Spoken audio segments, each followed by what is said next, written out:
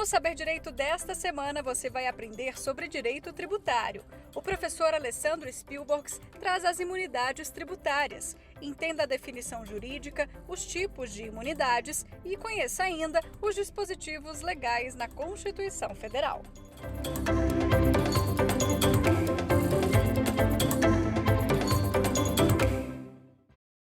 Olá, meu amigo, minha amiga, seja muito bem-vindo a mais um programa do Saber Direito, oferecido aqui pela TV Justiça. O meu nome é Alessandro Spielborgs e eu tenho o privilégio de falar da matéria mais querida do direito, o direito tributário. Não adianta torcer o nariz, não, de jeito nenhum, porque o maravilhoso mundo do direito tributário só tem a oferecer o que há de mais interessante para você.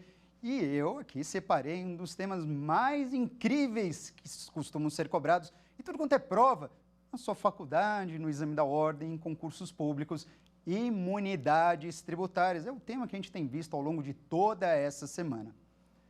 Pois é, mas no dia de hoje eu não vou falar de todas as imunidades, não. Eu separei duas imunidades para que delas a gente possa tratar, para que a gente possa, então, conferir com profundidade e saber de tudo que a Constituição fala e também o que o STF pensa a seu respeito. Sabe sobre quais imunidades a gente vai falar? Sobre a imunidade religiosa, e dá o que falar, e também a imunidade conhecida como imunidade condicional. Então se segura aí, porque o programa de hoje só está começando. Como eu disse para você, são duas imunidades sobre as quais eu vou comentar e eu quero que você anote tudo, não deixe escapar uma informação que seja, porque a imunidade religiosa não só é extremamente interessante, como também tem alta incidência em tudo quanto é prova. Não pense que com a imunidade condicional é diferente.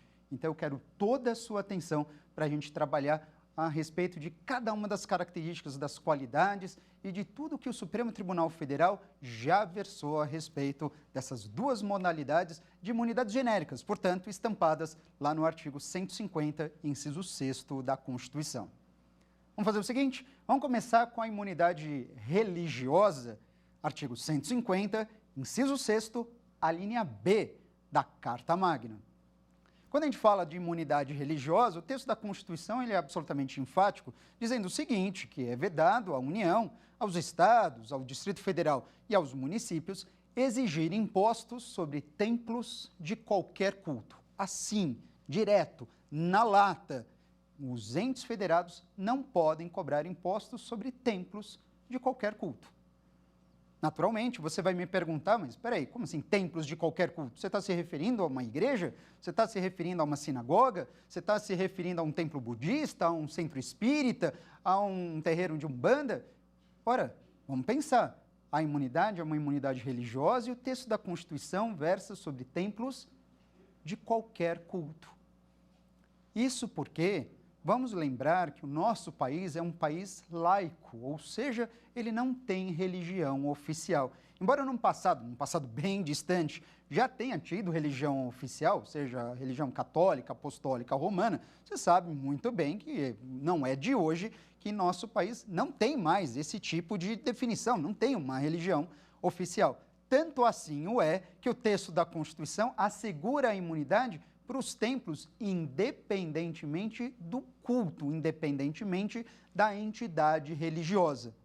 Essa é uma preocupação do nosso legislador constitucional no sentido de assegurar essa benesse a todas as entidades religiosas.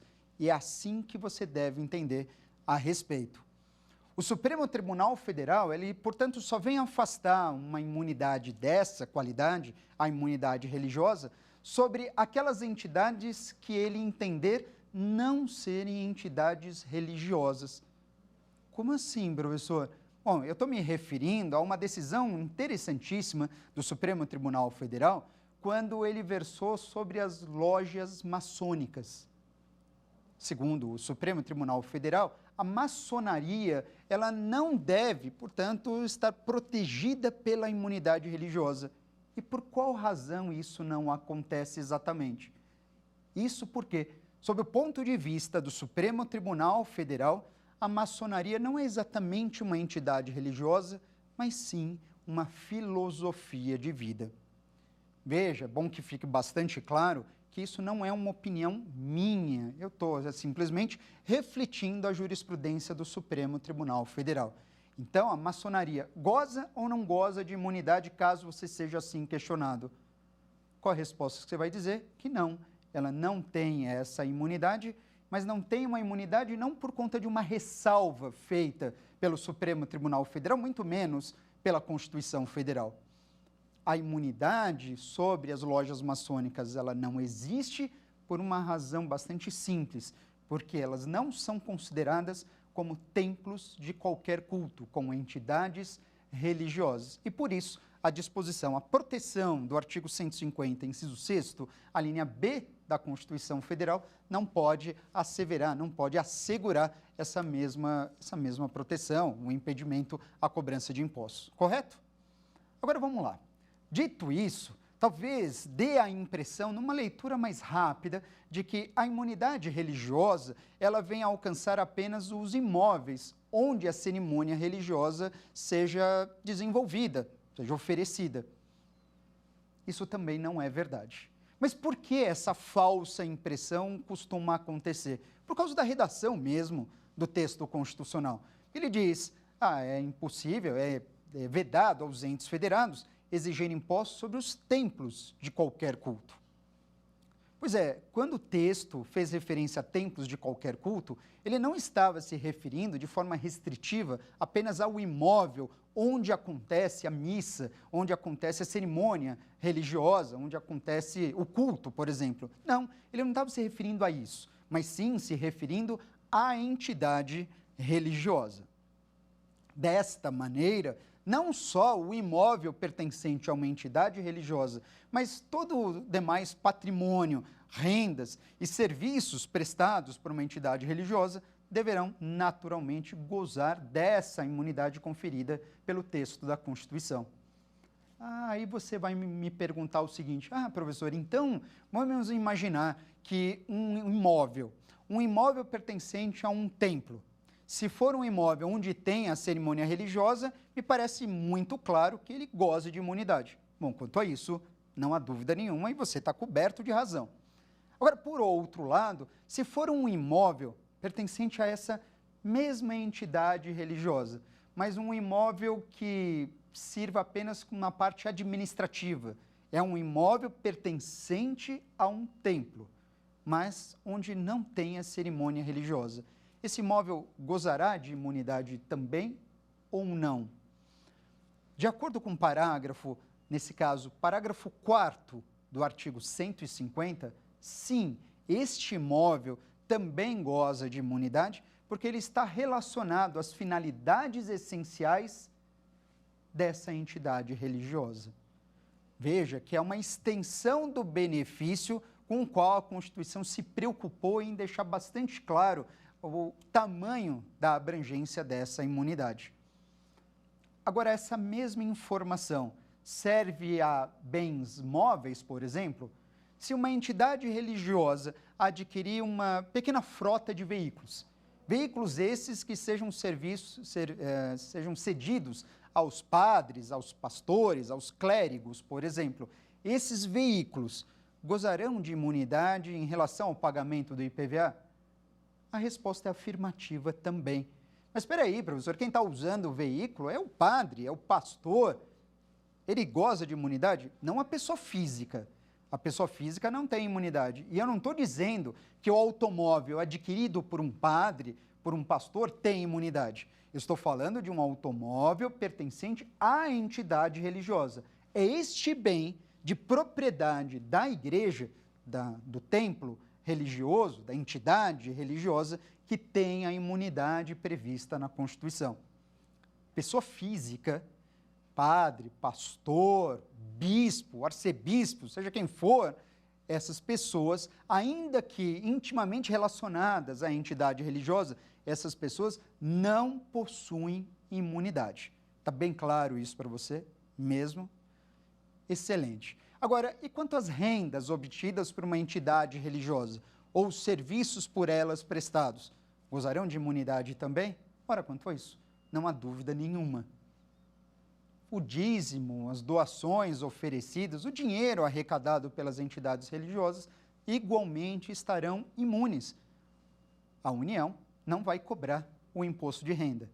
Naturalmente, o imposto não deve ser cobrado desde que esse dinheiro seja replicado, seja utilizado em relação às suas finalidades essenciais, aplicado às finalidades essenciais desse templo religioso. Se for utilizado com outra finalidade que não seja essencial à igreja, ao templo, aí ele deveria ser tributado.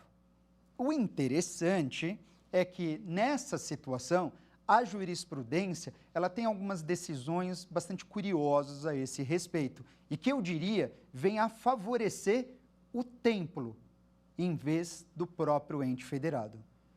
Professor, como assim? Misterioso essa sua informação.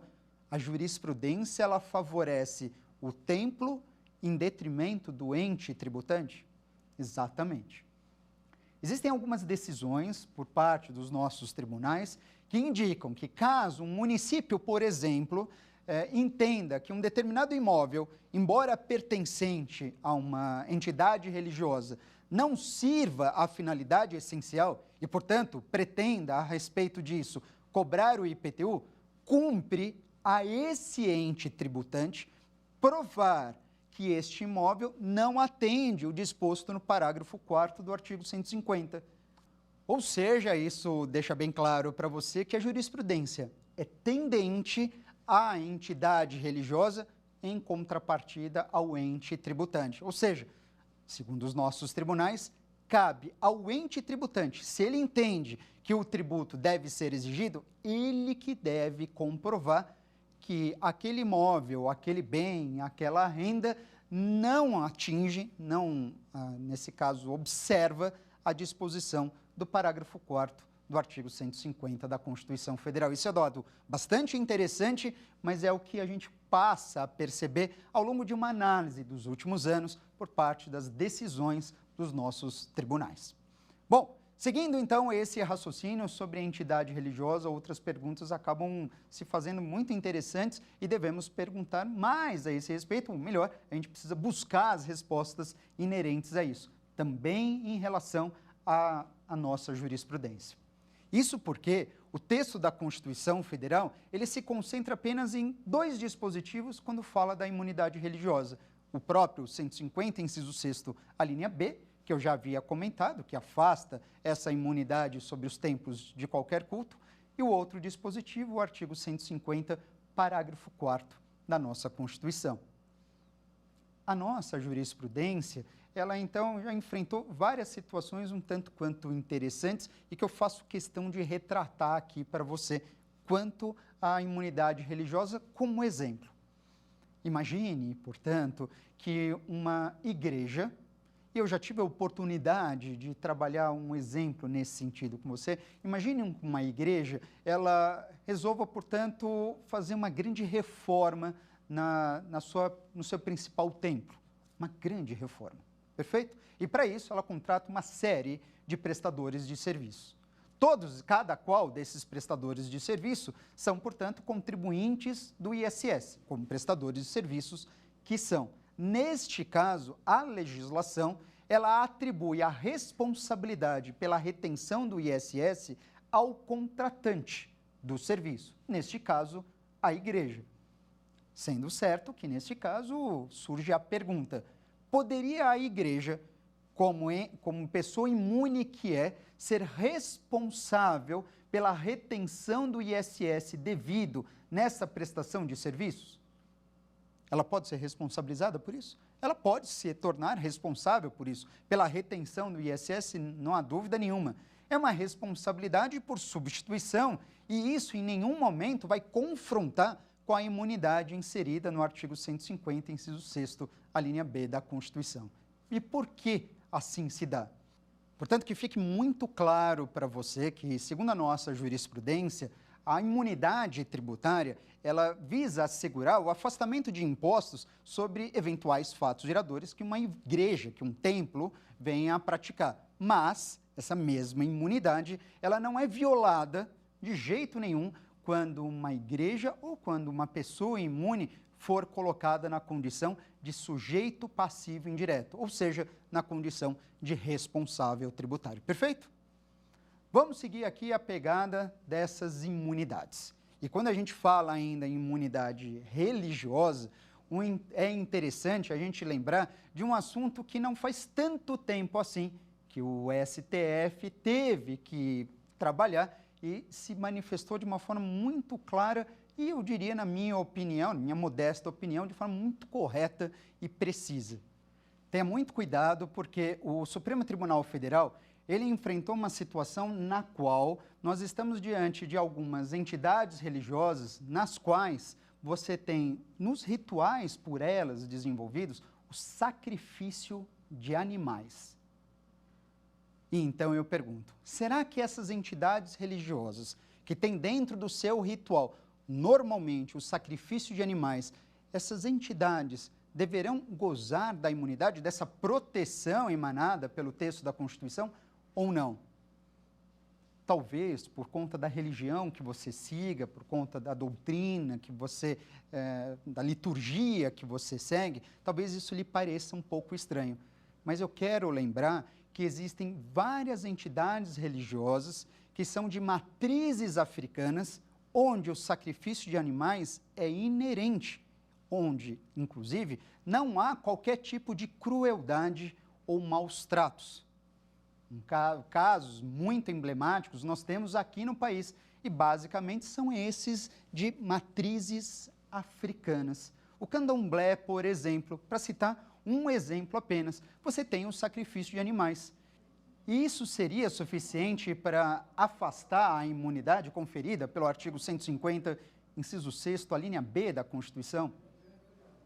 Certamente que não. E certamente que não, por quê? Porque o próprio Supremo Tribunal Federal reconheceu que o objetivo da imunidade religiosa é assegurar exatamente essa harmonia entre a grande variedade de religiões, de liturgias que nós temos no país, acima de tudo aquelas que fazem parte, na verdade, do berço da civilização brasileira, que é justamente de matrizes africanas, deixando bem claro que a imunidade deve ser mantida desde que não haja maus tratos ou qualquer tipo de dano, sacrifício a esses animais, maus tratos, crueldade a esses animais. Se assim não existir, então perfeito, a imunidade deve estar assegurada com toda certeza. Isso é muito diferente, mas absolutamente diferente, quando você pensa em, por exemplo, em cultos que sugiram o sacrifício de pessoas ou animais com crueldade. Aí isso, o STF também já se manifestou, dizendo, neste caso, uma cultura diabólica, por exemplo, demoníaca, isso não tem por objetivo a Constituição proteger acima de tudo, de jeito nenhum. Nós estamos falando aqui de entidades religiosas onde no seu ritual tem o sacrifício de animais, mas não há em nenhum momento crueldade ou maus tratos. Fique muito atento a isso, embora não tenha súmula a esse respeito, a jurisprudência é muito clara no sentido de trabalhar e assegurar a imunidade conforme eu comentei. Perfeito?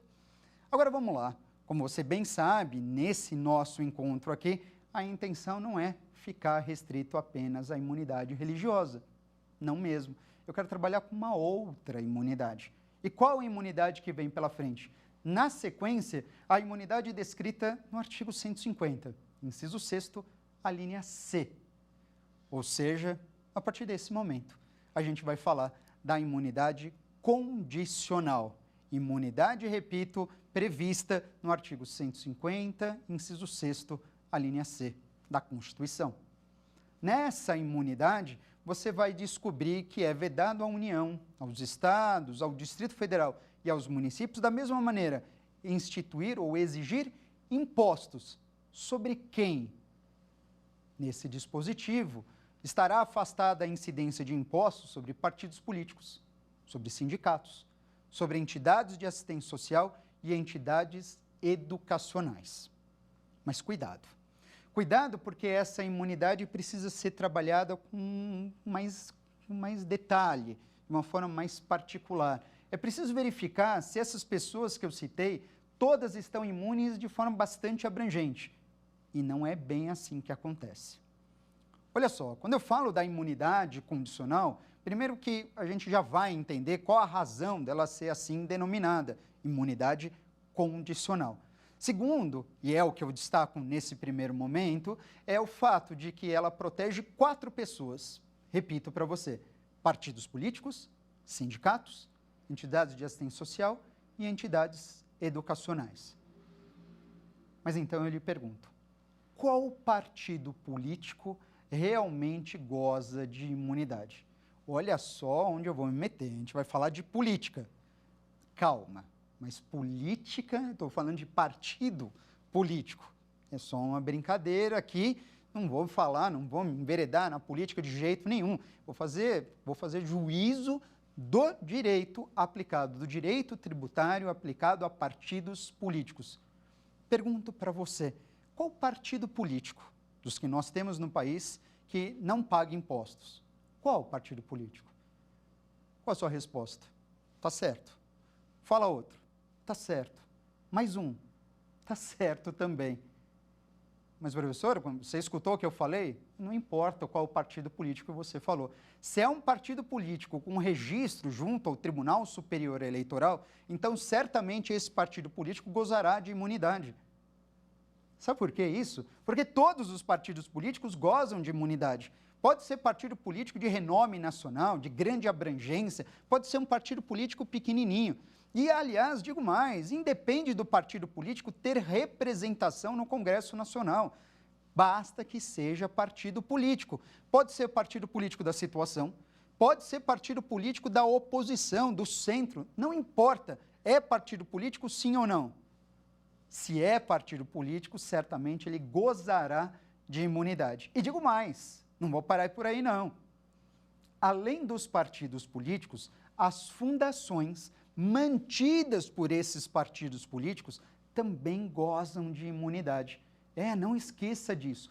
Todos os partidos políticos estão imunes, desde que com registro junto ao Tribunal Superior Eleitoral. Além deles, as fundações mantidas pelos partidos políticos igualmente têm essa proteção conferida pelo artigo 150, inciso 6º, a linha C da Constituição. Perfeito? Agora tem mais, né? Tem mais, porque eu disse, são 4 pessoas. Qual outra pessoa que eu citei? Os sindicatos. Os sindicatos gozam de imunidade? Sim, os sindicatos gozarão de imunidade. Mas quais sindicatos? Posso dizer que, tal qual os partidos políticos, quaisquer sindicatos têm imunidade? Não, segundo a Constituição. O texto da linha C, que é exatamente o com o qual a gente está trabalhando, ele é absolutamente claro ao afirmar que apenas os sindicatos dos trabalhadores, deverá gozar da imunidade. Assim, você pode afirmar, sem medo de errar, que os sindicatos patronais, os sindicatos dos empregadores, não têm essa mesma benesse. Os sindicatos dos trabalhadores gozam de imunidade. Então, a parte mais fraca dessa relação laboral, ela tem imunidade. Os sindicatos dos empregadores, os patronais, não têm esse mesmo benefício. Perfeito? Agora vamos seguir aqui, porque talvez você esteja perguntando, mas só os sindicatos? Em uma central sindical, segundo a nossa jurisprudência, centrais sindicais também gozarão de imunidade. Uma confederação sindical, da mesma forma. Uma federação, também. Perfeito? Então, não é só o sindicato propriamente dito. A extensão dessa imunidade ela é um pouco mais abrangente, mas sempre fazendo referência apenas àquilo que esteja relacionado aos sindicatos dos trabalhadores. Ótimo? Seguindo aqui o raciocínio, tem outras 2 pessoas com as quais a gente precisa trabalhar. E o dispositivo, ele versa sobre as entidades de assistência social e entidades, além das entidades de assistência social, as entidades educacionais. Mas qualquer entidade educacional? Qualquer entidade de assistência social? Não. São entidades de assistência social e entidades educacionais sem fins lucrativos. Isso é importante saber. Então, não é qualquer uma delas, mas segundo o texto estabelecido pela Constituição, apenas aquelas que forem sem finalidade lucrativa. Perfeito? Seguindo, então, nisso, é preciso avaliar ainda o que mais que essa linha C do inciso 6º do artigo 150 oferece para a gente. E a partir de agora, olhando mais uma vez esse dispositivo, eu quero mostrar para você por qual razão essa imunidade eu insisto em trabalhar com a denominação imunidade condicional. Alguns, inclusive, preferem chamar, doutrina ou mesmo jurisprudência, imunidade subjetiva. Não há problema a forma como você quer denominá-la, se subjetiva ou imunidade condicional. O que cabe a mim aqui é mostrar para você a justificativa através da qual faz com que ela sim seja conhecida. O mesmo dispositivo informa que essas pessoas, que eu aqui trabalhei contigo, são pessoas imunes desde que elas observem determinados requisitos estabelecidos em lei. Olha que interessante. E você pode conferir isso na redação da sua Constituição. Faça isso para mim. Pode abrir a sua Constituição se você estiver aí com ela nesse momento. Abra o artigo 150, inciso 6º, a linha C. Já fez isso para mim? Ótimo. Veja que ela fala na parte final da linha C que essas pessoas, essas 4 pessoas, partidos políticos, sindicatos, entidades de assistência social, entidades educacionais, gozarão de imunidade desde que observados os requisitos estabelecidos em lei. Naturalmente, surge a pergunta: quais são esses requisitos e que lei é essa? Primeiro, eu quero trazer uma resposta em relação à lei. A Constituição diz, observados os requisitos na lei. Mas eu não disse que lei que é essa. Quando a Constituição não fala qual é a lei, a rigor, pensamos nós que essa lei é uma lei ordinária. Mas isso não serve para essa situação. Esta lei indicada pela linha C do inciso 6º do artigo 150 é uma lei complementar. Calma, não briga comigo. Você vai dizer, não, mas para ser lei complementar, a Constituição teria que expressamente assim asseverar. E ela não fala lei complementar aí, professor, está dizendo apenas lei. Então seria lei ordinária. Calma, eu vou repetir para você. Essa lei indicada é lei complementar. E é lei complementar não por conta desse dispositivo. É lei complementar por força do que está estabelecido lá no artigo 146, inciso 1 da Constituição Federal. Aliás, inciso 2 da Constituição Federal. Fique atento nesses 2 dispositivos. Olha só, a Constituição, ela informa que cabe à lei complementar, artigo 146, é o caput da lei complementar. Cabe à lei complementar regular as limitações constitucionais ao poder de tributar. É isso. Se cabe à lei complementar regular as limitações constitucionais ao poder de tributar, logo você vai me perguntar, mas então, tudo bem, isso é responsabilidade da lei complementar, mas quais são essas limitações ao poder de tributar? Essas limitações é algo com o qual eu já tive a oportunidade de comentar com você ao longo dessa semana, nos primeiros encontros. O Sistema Tributário Nacional, quando ele abre o tópico limitações ao poder de tributar, no fundo, ele está versando sobre princípios e sobre imunidades. Você escutou? Princípios e imunidades. E nesse caso, a gente está falando do quê? De imunidade. Tudo bem, a gente está falando de uma imunidade da linha C do inciso 6º do artigo 150, que é chamada imunidade condicional. Mas a imunidade não é uma limitação ao poder de tributar? É. E se cabe à lei complementar regular uma limitação ao poder de tributar e a imunidade é um exemplo claro disso, então fica evidente que os requisitos exigidos pela essa linha C do inciso 6º do artigo 150 é uma lei complementar. Tudo bem que você vai me perguntar, que lei complementar é essa? Você vai me perguntar quem faz as vezes dessa lei complementar e eu já vou dizer para você.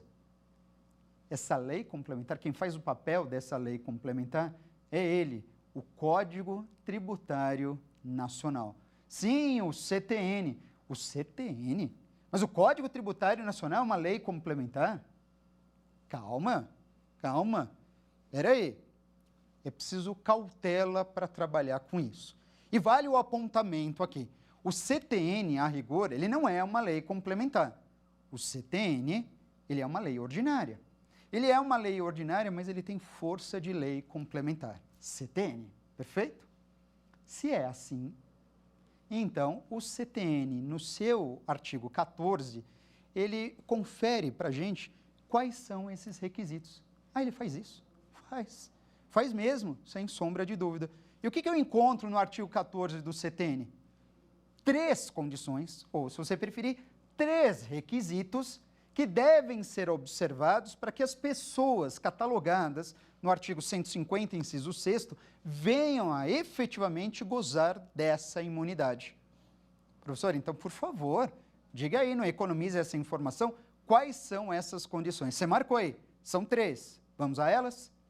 Primeira condição, essas pessoas, para gozarem de imunidade, primeiro e antes de mais nada, não podem ter fins lucrativos. O texto do CTN diz, elas não podem distribuir o lucro. Primeira condição.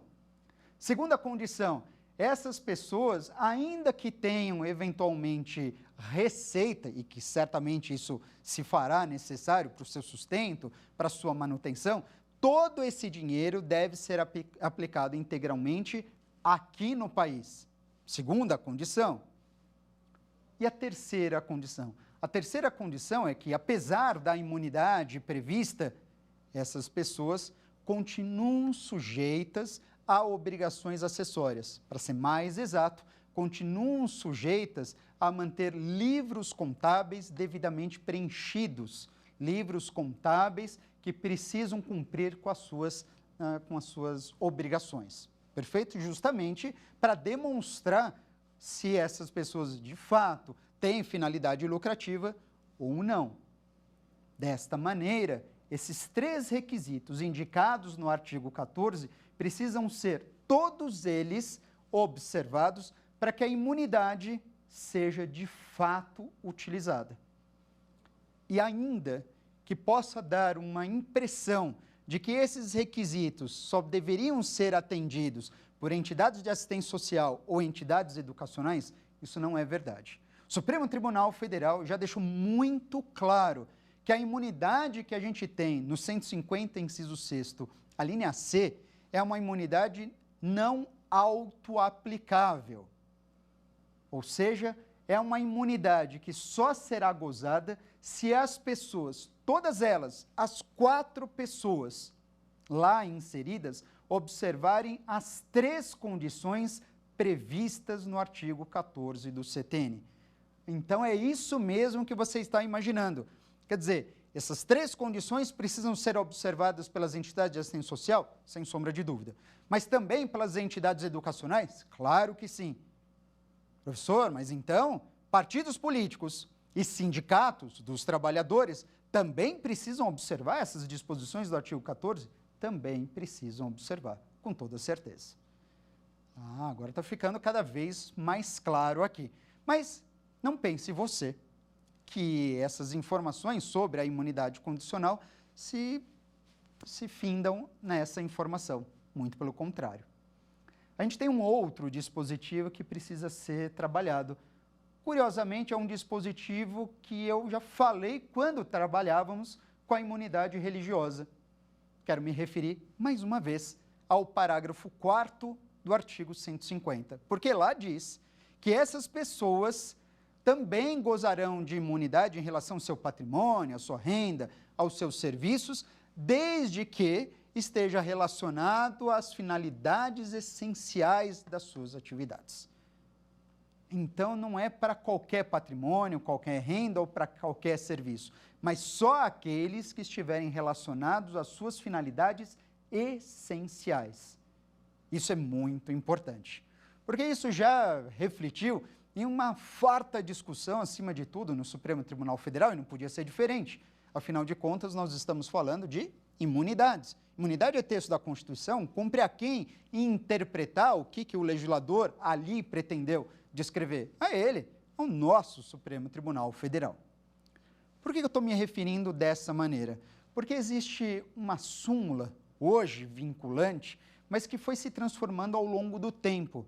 Estou falando em decisões do Supremo Tribunal Federal que acabaram reverberando na antiga súmula de número 724 e hoje súmula vinculante de número 52.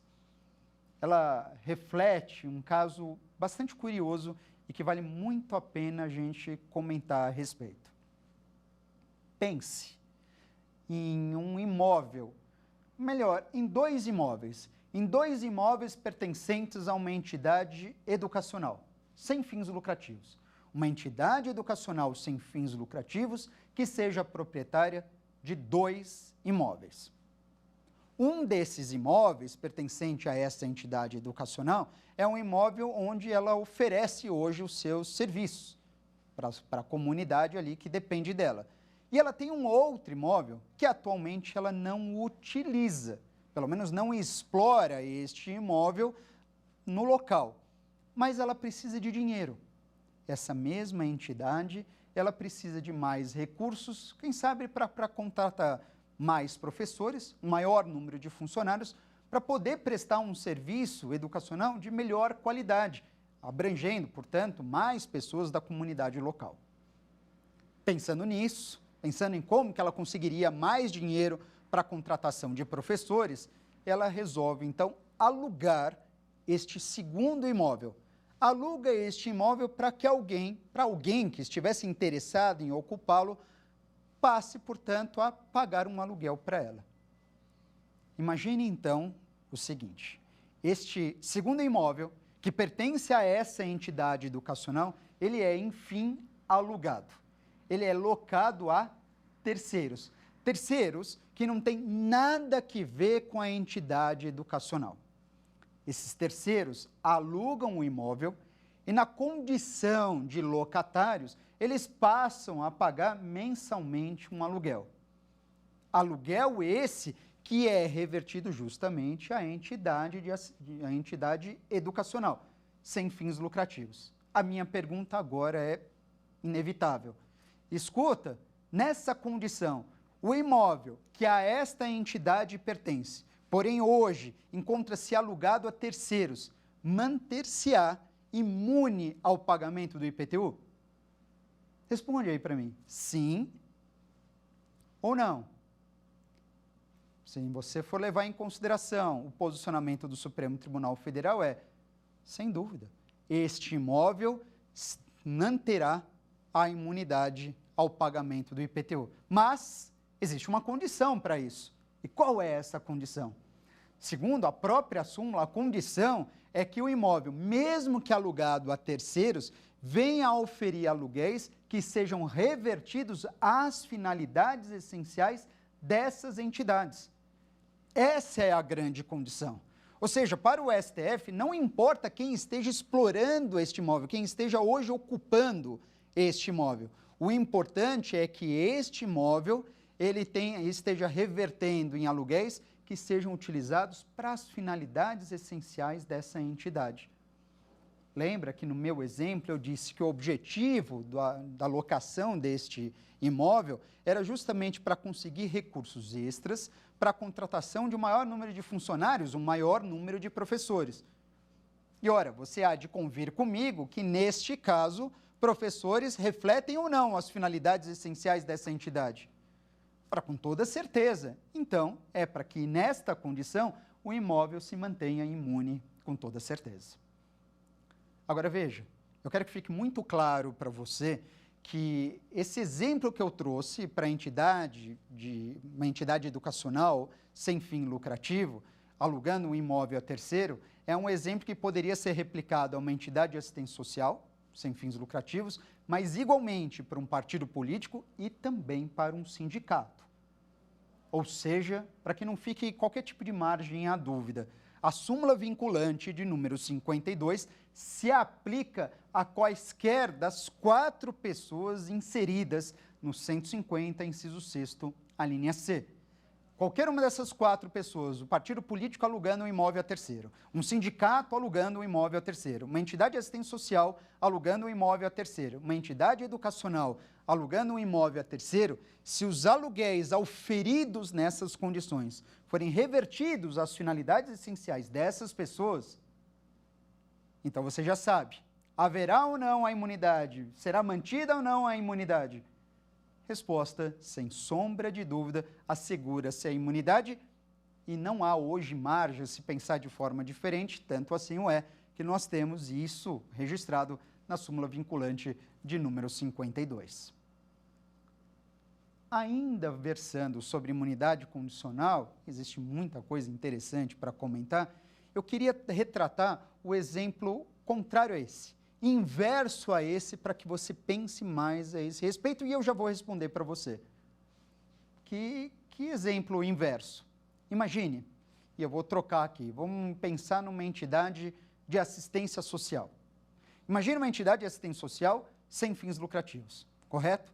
Mas uma entidade de assistência social que existe de direito, ou seja, ela foi registrada, mas é uma entidade pequenininha, é uma entidade de assistência social que não tem finalidade lucrativa realmente, porém é uma entidade que ainda não tem patrimônio próprio, mas quer iniciar suas atividades. Pense que numa entidade como essa, como ela ainda não tem um patrimônio próprio, ela precisa, por outro lado, ter um local para a sua administração e começar a desenvolver as suas atividades. E essa entidade de assistência social sem fins lucrativos resolve ela alugar um imóvel de um terceiro. Percebe que é o exemplo inverso? Agora, a entidade de assistência social, ela é a locatária de um imóvel que é de sua propriedade. Um imóvel que é seu. Você que me assiste é dono deste imóvel. Você é a proprietária. Você é o proprietário deste imóvel e quem alugou o seu imóvel para ele ocupá-lo é uma entidade de assistência social sem fins lucrativos. A minha pergunta é, normalmente, num contrato de locação, cumpre ao locatário pagar o IPTU, sim ou não? Verdade. Invariavelmente, no contrato de locação, sempre vai ter uma cláusula indicando que cabe ao locatário o pagamento, além do aluguel, naturalmente, também do IPTU. Mas e se o locatário for uma entidade de assistência social sem fins lucrativos? E se o locatário for uma entidade educacional sem fins lucrativos? E se o locatário for um sindicato dos trabalhadores? E se o locatário for um partido político? E se o locatário for qualquer uma dessas 4 pessoas? Essa cláusula prevista no contrato será válida? Será que a imunidade poderá ser invocada como forma de afastar a incidência do IPTU? E aí? Essa cláusula é válida ou não é? A cláusula do contrato, ela é válida ou não? Claro que é. Mas, professor, se a cláusula é válida, então você está dizendo que a entidade educacional locatária ou que a entidade educacional locatária estará sujeita ao pagamento do IPTU? É isso que eu estou dizendo. Mas isso não viola o texto da Constituição Federal? Não. Mas por que não? Porque você não tem um ferimento à imunidade. Mas como não tem um ferimento à imunidade se a partir desse contrato essa entidade será obrigada a pagar o IPTU e a imunidade diz que ela não paga nenhum imposto, não só os municipais, mas nenhum estadual e nenhum federal. Calma, cuidado para não confundir as situações. Nessa condição que eu estou dizendo, essa entidade, ela figura como locatária, não como contribuinte do IPTU. Ela é obrigada a pagar o IPTU por força contratual. Mas quem é o contribuinte desse imposto? O proprietário. E quem que é o proprietário não é você? Você é o proprietário, você é a proprietária. Caso a entidade deixe de pagar, o fisco, quando for cobrar esse IPTU, vai cobrar de quem? Da entidade ou de você, proprietário? De você, o proprietário. Então veja que nesse segundo exemplo, quando uma entidade de assistência social ou uma entidade educacional sem fins lucrativos, ou mesmo um partido político, ou mesmo um sindicato, figurarem na condição de locatários, eles não poderão alegar a imunidade estabelecida pela Constituição para se furtarem do cumprimento dessa cláusula contratual. O máximo que pode acontecer em situações como essas é você observar a lei do município, onde essa operação acontece, e verificar se o município confere eventualmente uma isenção ao pagamento do IPTU, desde que o locatário seja qualquer uma dessas pessoas que eu comentei. Mas veja, aí é outra história. Se essas pessoas figurarem como locatários, elas só serão dispensadas do pagamento do IPTU caso exista lei municipal dispensando esse recolhimento, quando será uma isenção. Por outro lado, se essas pessoas forem as proprietárias do imóvel e alugarem a terceiros, o pagamento do IPTU não acontece, mas por força do quê? De uma isenção ou de uma imunidade? Muito bem, por força de uma imunidade tributária. Com isso, então, eu tive a oportunidade aqui de trabalhar com duas das imunidades mais famosas que estão inseridas lá no artigo 150, inciso 6º, a imunidade religiosa e a imunidade condicional. O que você acha da gente conferir essas informações em 3 questões que eu selecionei para você? Vamos juntos? Está preparado para isso? Porque eu estou pronto. Confere comigo na tela. Vem cá.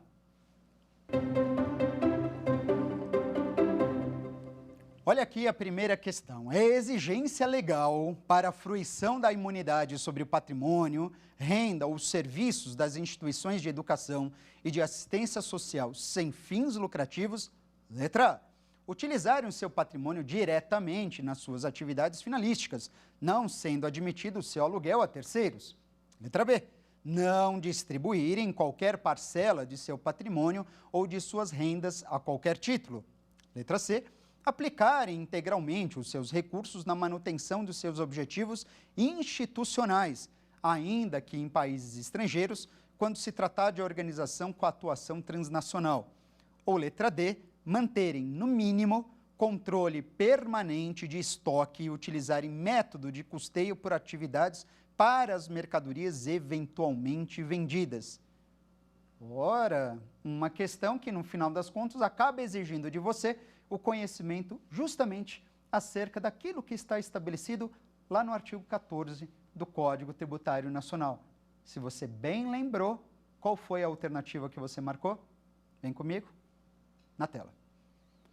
Letra D. É exigência legal para a fruição da imunidade não distribuírem qualquer parcela do seu patrimônio ou de suas rendas a qualquer título, exatamente o que você encontra como primeiro requisito do artigo 14 do Código Tributário Nacional. Não esquece disso. As demais situações não revelam nenhuma das hipóteses claramente do artigo 14. Por isso, a letra B é a única que deve ser considerada como correta neste caso. Se tem mais questão? Tem. Lembra que eu falei? São 3. Vamos para a próxima? Segunda questão, vem comigo. Segunda questão. São imunes a impostos o patrimônio, a renda ou os serviços. Letra A. Das entidades educacionais sem fins lucrativos, dispensando-as, inclusive, do pagamento de contribuições sociais. Letra B. Das centrais sindicais dos trabalhadores e de associações estudantis de caráter nacional. Letra C. Das fundações instituídas pelos partidos políticos. Letra D. Das instituições de educação com ou sem fins lucrativos, bem como as de assistência social. Olha, pegadinha não falta nessa questão, não é mesmo? Será que você caiu na pegadinha ou você anotou a alternativa correta? Vamos conferir. Volta. Está aqui. São imunes a impostos o patrimônio, a renda ou os serviços das fundações instituídas pelos partidos políticos. Verdade. Olha, é importante lembrar aqui, primeiro, na letra A, por que a letra A não está correta? Porque ela diz que a imunidade é das entidades educacionais sem fins lucrativos, dispensando inclusive do pagamento de contribuições sociais. Isso não é verdade. Quem tem imunidade às contribuições sociais também são as entidades de assistência social sem fins lucrativos. Por isso está errada a letra A. Na letra B, quando fala centrais sindicais dos trabalhadores gozam de imunidade, as centrais sindicais gozam, lembra que eu comentei. Mas essa imunidade não é entregue às associações estudantis. E na letra D, quando ele informa, a imunidade também alcança instituições de educação. É verdade. Com ou sem fins lucrativos, pode parar. Entidades educacionais apenas sem fins lucrativos é que gozarão de imunidade. Por isso, a gente teve que descartar essa letra D também. Perfeito? Se tem mais uma questão, esperando justamente por você. Vamos verificar? Vem cá. Tá aqui, última questão aqui desse nosso encontro, o sujeito passivo da obrigação principal é a pessoa obrigada ao pagamento do tributo ou penalidade pecuniária. Contudo, há sujeitos passivos imunes aos impostos. Até aqui, exatamente, está perfeito. Assinale a alternativa que indica tais sujeitos. A gente vai buscar pessoas imunes. Letra A, pessoas físicas portadoras de deficiência física. B, pessoas jurídicas com fins lucrativos. Letra C, pessoas jurídicas falidas. Letra D, templos de qualquer vertente religiosa. Gostou dessa questão? Achei interessante, eu vou te explicar por quê. Mas antes disso, qual foi a alternativa que você respondeu? Acho que foi a correta. Vem cá. A alternativa correta, se você respondeu a letra D, perfeito. Templos de qualquer vertente religiosa. Porque as demais não estão corretas. Professor, eu tinha certeza que pessoas físicas portadoras de deficiência física gozariam de imunidade em relação a impostos. Por exemplo, eu acho que se você ficou em dúvida, você ficou em dúvida em relação à letra A. E por que a letra A não está correta? Porque pessoas que possuem algum tipo de deficiência física, elas podem gozar de isenções. De isenções, por exemplo, ao pagamento do IPVA, ou IPI, na aquisição de veículos novos, até mesmo do ICMS, isso pode acontecer. Isenção, sim, mas imunidade, não foi conferida qualquer tipo de imunidade a pessoas nessas condições. Elas podem estar dispensadas do pagamento de um ou outro imposto, mas imunidade em relação a todos os impostos, isso não existe para essa condição. A imunidade aqui é para os templos de qualquer culto. A única alternativa que confere efetivamente imunidade, afastando todos e quaisquer impostos, federais, estaduais e municipais, para os templos de qualquer vertente religiosa. Deste modo, então, fechamos mais um encontro aqui no Saber Direito sobre imunidades. Quais imunidades? Falei de duas especificamente, imunidade religiosa e imunidade condicional, fixadas lá no artigo 150, inciso 6º, alíneas B e C da Constituição Federal. A gente se vê. Até a próxima. Quer dar alguma sugestão de tema para os cursos do Saber Direito?